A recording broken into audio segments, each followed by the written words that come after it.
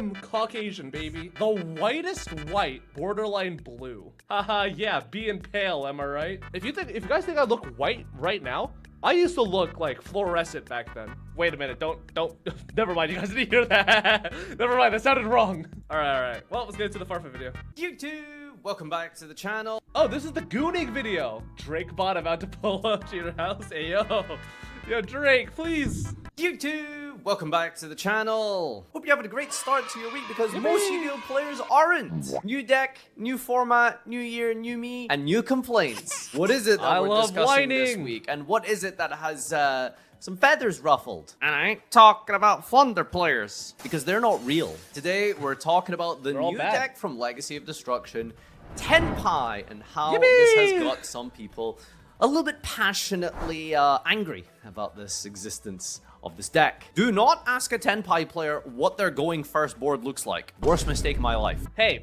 Tenpai still has a real going first board. We can make Crystal Wing sometime. It's a really bad board, but you know, you can make Crystal Wing with Zolkin and Spheres. I'm not saying it's good, but it's possible. That's today's topic outline. We're going to be beginning with what is the problem with Tenpai? What are some of the issues, key components of the deck that is the best deck, I suppose, causing some actual reasonable criticisms and frustrations with the player base. This is subdivided into 4 or 5 various points such as the floodgate usage, the one-card combos, the hand traps, etc, which we'll deep dive in just a moment. Second topic we'll be moving on to is why Tenpai is good and why people like the deck. And third of all, we'll be looking at some of the results from this past weekend. Just as a small disclaimer and caveat, by the time you're watching this video, this will be pre-YCS Rio. I won't quite have the results for this in this video, but again, this is more so to do with a general discussion and concept of Tenpai as a whole. I'm pretty sure, let's actually check the YCS results for Rio. Tenpai had an equal representation with Voiceless. Well, about as equal. I mean, being the third or second most represented deck, that's pretty good. I actually like where Tenpai is positioned. It's not like extremely meta dominant, but it's good enough that it actually is like a real meta deck. It's kind of like how Voiceless was last format, except just like a little bit worse. And that's completely fine. Sound good? And let's jump in after you subscribe on Patreon. Wow, fish. I'd like to cast your memories back to around about the COVID era with regards to one of the most powerful anti-meta rogue decks we had at about that time, and that was Dino. So for those of you who didn't play during COVID, there were basically 3 decks at the start of it. There was AdamAta, which I played and, you know, got a, YCS winner. Oh, greatest YCS champ of them all. Oh, I really sacked the shit of that Blue Eyes Orcus player to get a playmat. Oh, hit the gritty. But AdamAta was like the best deck by a fucking country mile. Wasn't even close. The second best one was Eldritch. Turns out just playing a fuck ton of floodgates is just like good enough. And the third one, Dinosaur. And I wonder if there's one little card that made Dino a little too good, arguably. Adam, play the Miscellaneousaurus clip. Have you read Misk? Decks we had at about that time, and that was Dino. Dino had a card that was very particular in what it did. It allows dinosaur monsters, all dinosaur monsters, to be free from any responses. All of them. Which card am I talking about here? Have you read Misk? This is one of the most annoying factors for Tenpai. This card right here is potentially, if you ask a lot of people, the sole reason why they dislike this deck so much. I don't even need to put the thing on the screen. I can actually show you here because I pulled an entire core of Tenpai from a single box, which probably should spoiler a little bit about why people like this deck. But yes, this field spell, Sangan Summoning, for those of you who are uninitiated, is a Tenpai Rota. During the main phase, you can add one of your Tenpais from your deck to your hand. It's arguably most important of all fire dragons are unaffected by your opponent's cards. Hey, you can still respond. You can still imper me. You can still try and Veiler. You can still try and Ash Blossom my Pydra. You can still do that. That's fine. It's not going to do anything. Your opponent activates will not work against any of your fire dragons in the main phase, meaning that if you draw this field spell, you are free to basically do anything and everything you want with all of your special and synchro summoning during your turn, which is exactly the reason why people hated Miscellaneousaurus so much. It was a card that completely shuts off interaction and doesn't allow you to actually play against your opponent. They're free to just do whatever they want and then eventually go to the battle phase, and hopefully by that point if they haven't cleared all of your shit, it's very likely you gon' die. Yeah, the main reason why Dino was so good was because Dino was a deck that could obviously play through your opponent's board. It could play through your opponent's board just because of Miscellaneousaurus, if it resolved, basically just won you the fucking game on the spot. But secondly, Dinosaur's main boss monster, the UCT Tyranno, was a main deck monster, which was super duper relevant because if you guys don't remember, Union Carrier and Buster Whelp were legal at the same time at this period of time. So you would have like the Borreload Savage Dragon plus the Buster Whelp. Like that shit in itself is just FTK versus like 99% of decks. Because I don't even think Forbidden Droplet existed yet. Because Forbidden Droplet came out around the same time as like Sword Soul, I want to say. You couldn't droplet the Borreload Savage. And even if you like Dark Ruler no Mord, back then there weren't any main deck payoffs or board breakers in the same sense. You know, something like Fenrir where it's super easy to like slot into anything. Like back then you had like exactly Pancratops and nothing else. So even if you like Dark Ruler the AdamAta board, you still had to deal with like a 3000 attack monster that was a fucking artifact scythe, as well as the fact that you knew your opponent was just going to kill you on the follow-up turn because they can make access code talker, they have infinite materials of block dragon. It was just disgusting. It was crazy. Brings up the discussion and topic of how do you make a going second deck good, powerful, but also balanced and healthy. The reality is that with the speed of modern Yu-Gi-Oh, you could probably determine that it's actually not possible to do all of this at once. Maybe Tenpai really is the answer to the age-old problem of going second in Yu-Gi-Oh! How do we deal with the ridiculous turn 1 boards that deck can put up in 2024 when you can just ignore it? Tenpai literally says to your opponent, I do not give you consent to interact with me. And that by itself might be the defining reason as to why people are so mad about the existence of Tenpai. The second criticism that people are lodging at Tenpai here is that the deck has a very low skill expression. Now what does this term mean, skill expression, just as a form of a tangent here? Skill expression is essentially the number of plays available to you at any one time. A deck like Snake Eye generally has quite a lot of different paths it can take depending on how you actually choose to play your deck. Perhaps you want to activate the secondary effect of Ash or Oak to special summon Flamberge and go for an early link play to float and to go for a more explosive board.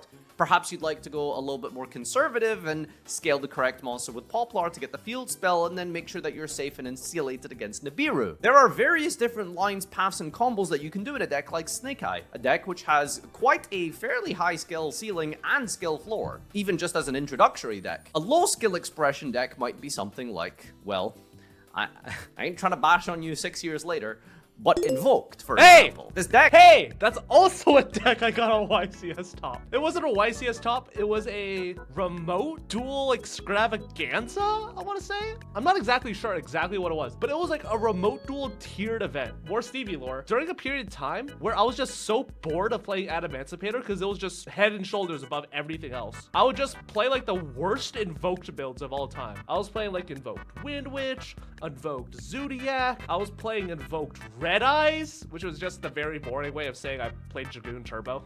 But I also played a lot of Invoked Mechanite. Invoked Mechanite is actually one of my most favorite decks, just because like it's a very interesting deck. It was kind of like Kashira, except without any of the things that made Kashira good. But like Purple Nightfall was kind of like Fenrir. Yeah, decks with a very low skill expression can feel very boring to play because yes, there are like some very basic combos that you could do in your play that are like really poggers and very coggers, and like your opponents are like, wowzers, you sure popped the field spell with your Bident Dragon engraved to double your Sangenpai triple Cum Dragon's attack. But like Tenpai is very much just like the definition of a flowchart deck, where if you don't have a way to stop X play, you lose the spot. And if you don't have a way to extend beyond X spot, you lose the game. And that is like the main reason why I think people are very frustrated with this deck, because it really does feel like the ultimate somebody's gonna have it deck. It's just like this very shitty back and forth give and take that just makes this deck so fucking frustrating to play against. Really have any other pathways of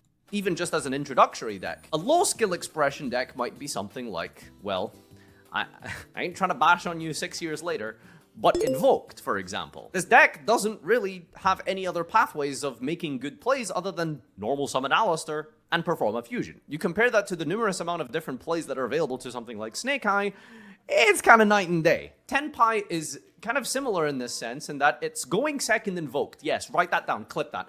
I've got that on record. Tenpai is going second Invoked. No, but seriously, this is why a lot of players are kind of like frustrated with the deck, because it pretty much only has like 1 or 2 combos. There's a couple of neat, cute things you can do. Unaffected Black Rose Dragon, that's kind of based. But other than that, you're kind of just summoning Pedra and doing 36,000 damage.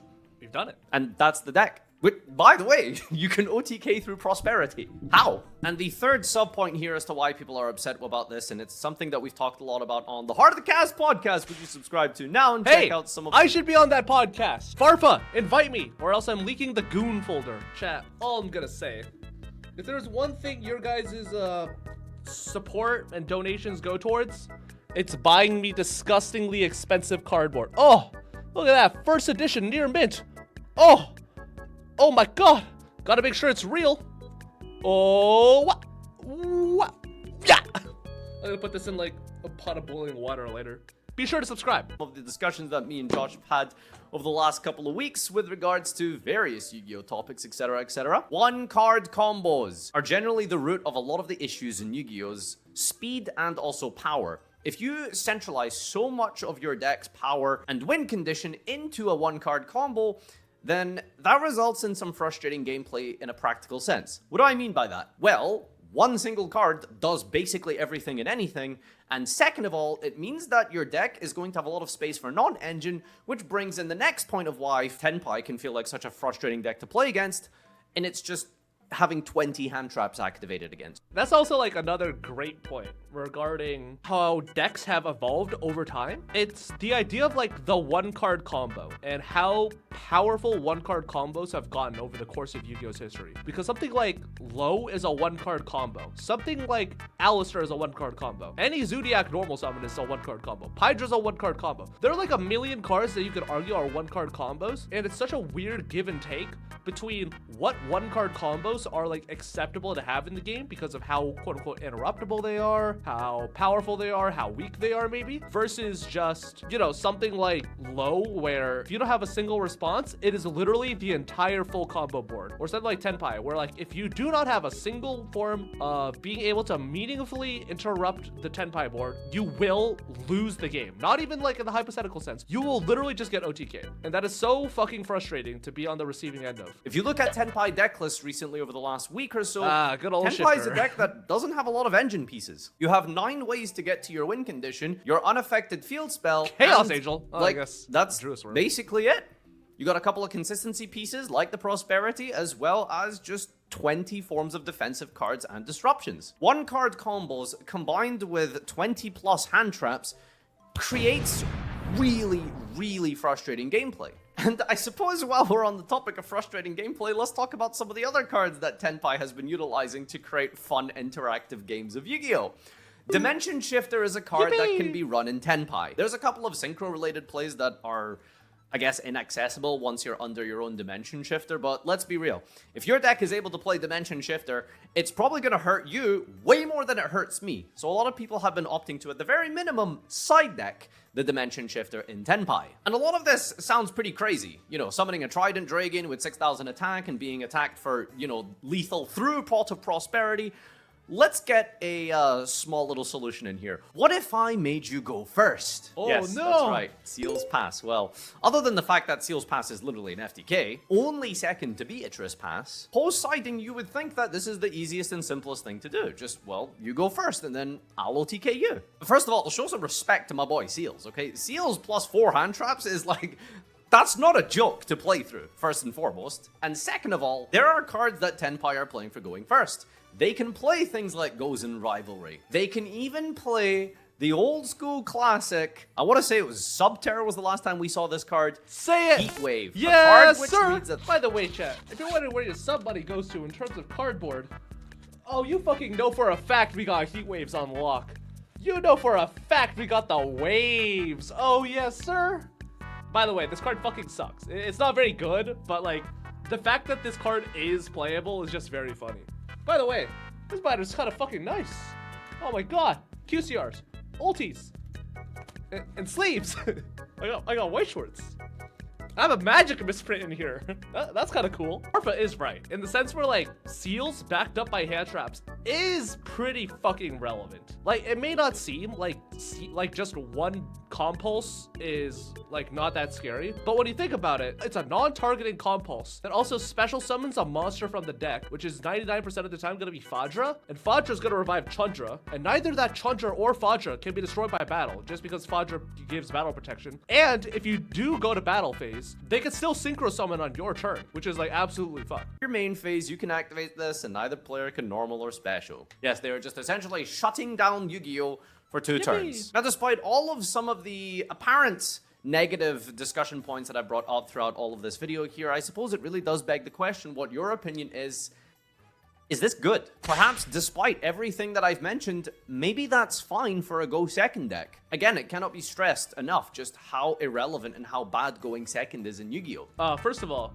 yes, Astro, they can synchro summon. All of them are soft, once per turn synchro summons. All the main deck monsters, they all revive each other, first of all. Every single card revives each other, but each one of them has a quick effect synchro summon during the battle phase. So that should tell you how fun and interactive this is, because you just go attack, it's quick synchro, revive, attack, quick synchro with the monster you just revived, attack. It's just fucking very dumb. But secondly, I think that that's an objectively cool thing. You may be being like, oh, well, going second breaks the traditional rules of Yu-Gi-Oh! And card games, and going first should always inherit some sort of inherent advantage based on statistics and blah, blah, blah, blah, blah, blah, blah. Shut up. Let people have their fun. And by people, I mean me. For the entire competitive history of Yu-Gi-Oh! You can count on probably less than a hand the amount of times it has been viable, nay, optimal, to go second in Yu-Gi-Oh! I'm sure you can come up with a couple of very obvious and simple examples. Yes, but that's not to say it's never happened. The point is that it's very rare that it was optimal. And for once, we have a deck designed around this. So again, the only examples I could even think of where it's not like okay to go second, but optimal to go second is exactly Orchest Striker Blind Second. That is the only time, like blind second Orchis. If you guys were playing during like toss format, there was like this little weird period right before Dark Neostorm came out, and we got like all the super broken like Orchis Striker stuff with like IP Masquerada and blah blah blah blah blah. But blind second Orchis with like triple Vishuddha, like the Tengi Vishuddha, and instant fusion to make Thousand Eyes Restrict, because you could just make Thousand Eyes Restrict and suck up an opponent's monster, and then you go into like Phoenix and pop a card, then you go into Mermaid and summon the blah blah blah. Like that was like the only time where I could think like it's optimal to go second. Like maybe Grenmaju, but like Grenmaju was like the 7th best deck. So is this fine? Is this actually okay and good for the game? Well, from the people I've been speaking to, no, it's actually pretty toxic. But you know, go ahead, comment down below. Love to hear your thoughts and opinions on this one. And the final point as well, why people are maybe not so happy about this, is that the deck utilizes a card from 10 years ago called Trident Dragon. This is a bit of a minor point here. The card only costs $100. Only $100. Again, you need to understand that if a meta deck like Tenpai can only cost you like $200, you need to understand in the context of Yu-Gi-Oh! This is pretty damn budget. Like seriously, you need to understand like that's like probably okay. Just think about it, okay?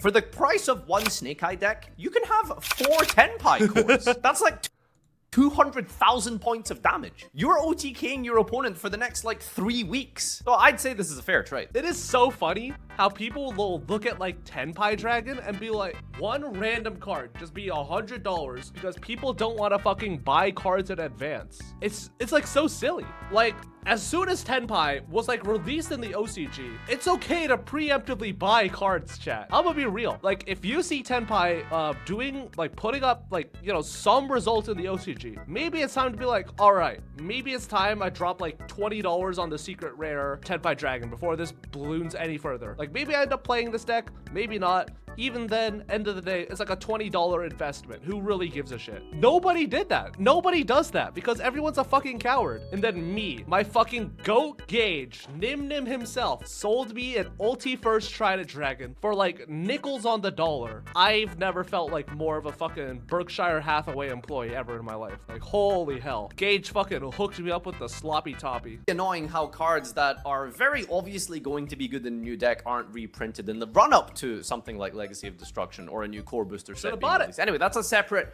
topic and tangent here. Let's not get on to the specifics of that. But yeah, overall, all in all, that is most of the reasons why Tenpai is a little bit, shall we say, on the haters' radar recently. Although when it comes to haters, it ain't quite Kendrick Lamar level of hating today. Haha! Drake Hip-hop about reference. to look at his opponent and go, "You may begin." Just for Kendrick to activate Heatwave and kill him. And the positives really are quite obvious. It is relatively budget in all seriousness. Like, yeah, you do need a Trident Dragon, but again, remember, in the context of Yu-Gi-Oh! Ultimately, Tenpai is probably what you would call a budget deck. It's very easy to access and it's very easy to play, which, you know, for newer players and returning players alike, that is generally going to be a positive thing. My opinion on this is, well, it's kind of hard to really say right now. Let's take a look at some of the results. Now, the previous week before this on Yu-Gi-Oh! Beta, we actually had Snake Eye as the most dominant deck over the course of the regional circuits here. And again, remember, a lot of this isn't going to take into consideration YCS Rio, so apologies, but recall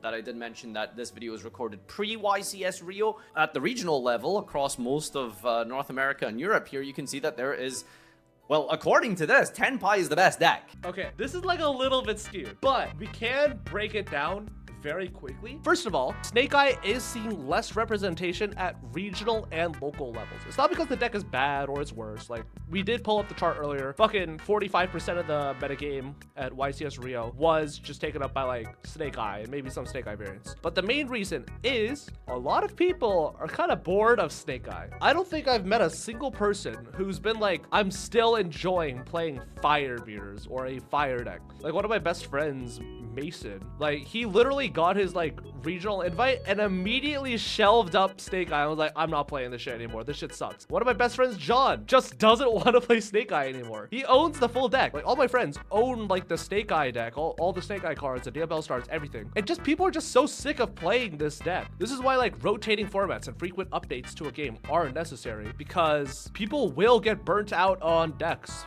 very, very quickly. This is why stronger and more heavy-handed ban lists are what I consider to be a necessity. I feel like hype always plays a huge role in representation, so Tenpai having a lot of representation feels like a recency bias. Not always. People will naturally, of course, gravitate towards budget options. I mean, if you guys remember TOS format, when the Salamangreat structure came out, everyone and their moms was playing that shit. But also, people aren't gonna play a deck just because it's quote-unquote cheap. Otherwise, you know, like Plunder Patrol would be like the #1 deck of every regional circuit. Like, you still have to understand that these decks do have to actually be like meta relevant and good in order for people to play. The one reason be tier 1. Yeah, exactly. This is to be taken with a little bit of a grain of salt because, you know, people are going to be trying out the new decks. People are going to be trying to play the new archetypes from a brand new booster box. That just kind of makes sense. So again, it's to caveat this with a little bit of hesitation when looking at this at face value, but to say that Tenpai is not a good deck is obviously clearly wrong. The deck is very obviously meta. In fact, probably you could argue, just based off of raw results, even the previous week before this, and I'm going to assume YCS Brazil, it might actually be the best deck that isn't Snake Eye. All right, thank you so much, guys, for watching. Hope you enjoyed this little discussion video. I did finally get the place kind of set up here, you know, so hopefully it doesn't look too horrible to look at. I understand the acoustics still probably sound quite bad. Might have to get some soundproofing at some point. But anyway, thanks so much for tuning in. If you watched all the way up until this point, then comment down below with Black Rose Dragon Lamau. I can't think of anything better. All right. See you in the next one. Patreon subscription and follow me on Twitch and all the various forms of social media. Until next time, adios. Goodbye, white man. But yeah, Tenpai without a doubt. I'm not even saying like, I don't say this with any form of like exaggeration. Tenpai's probably the best deck that's not named Snake Eye. Like, Snake Eye is still objectively like the tier 0 super threat, but Tenpai is very definitely like the tier 1 deck. Better than Voiceless, better than Melodious. It just could do so many things that other decks can't. I think that sort of like inherent advantage is just what pushes it over the edge for a lot of people. So let me know what your guys' thoughts on Tenpai are down below. And yeah, I'll see you guys in the next one.